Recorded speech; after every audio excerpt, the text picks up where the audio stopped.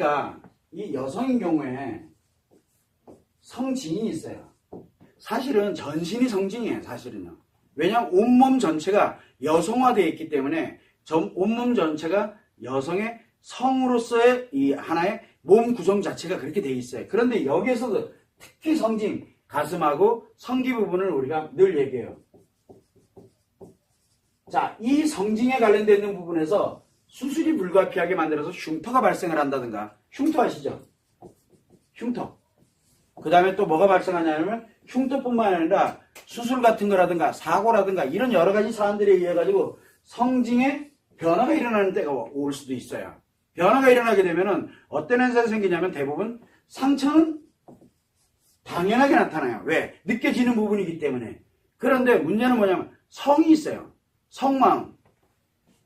이 성마음은 어떤 식으로 작용하냐면 여기에 가슴이나 성기에 관련되는 부분이 문제가 발생이 돼가지고 거기에 흉터든 수술이든 사고든 뭐가 만들어지잖아요. 분명히 마음에서는 상처가 생겨요. 근데 성마음에서는 어떤 현상이 생기냐면 성기능은 좋아져요. 그래서 욕구가 생겨요. 그러나 누르지요. 그래서 상처가 더 커져요.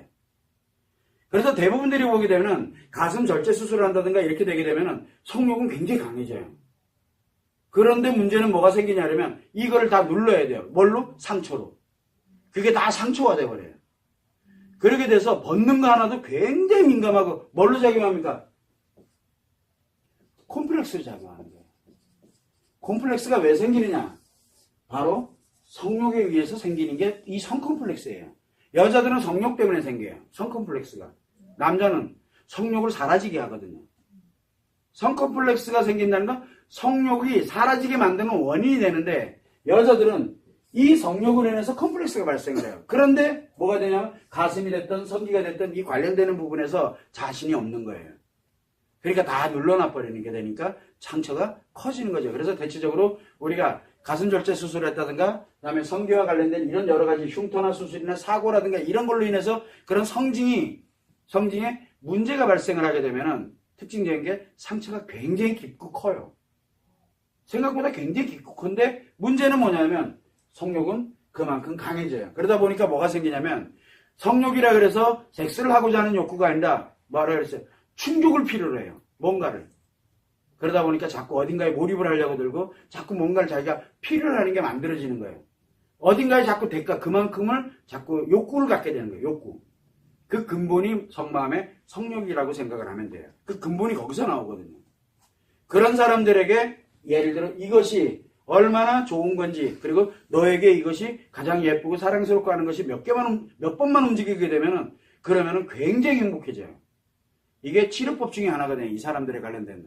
그런데 이 성컴플렉스가 뭘 만드냐면 이 상처를 너무 키우기 때문에 좀처럼 접근하기가 어려워요. 그 말 잘못했다가는 상처가 다 덧나거든요.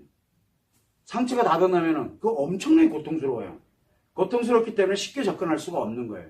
그래서 접근 가능한 사람들이 그거를 자연스럽게 풀어갈 수 있게끔 하는 게 가장 중요해요.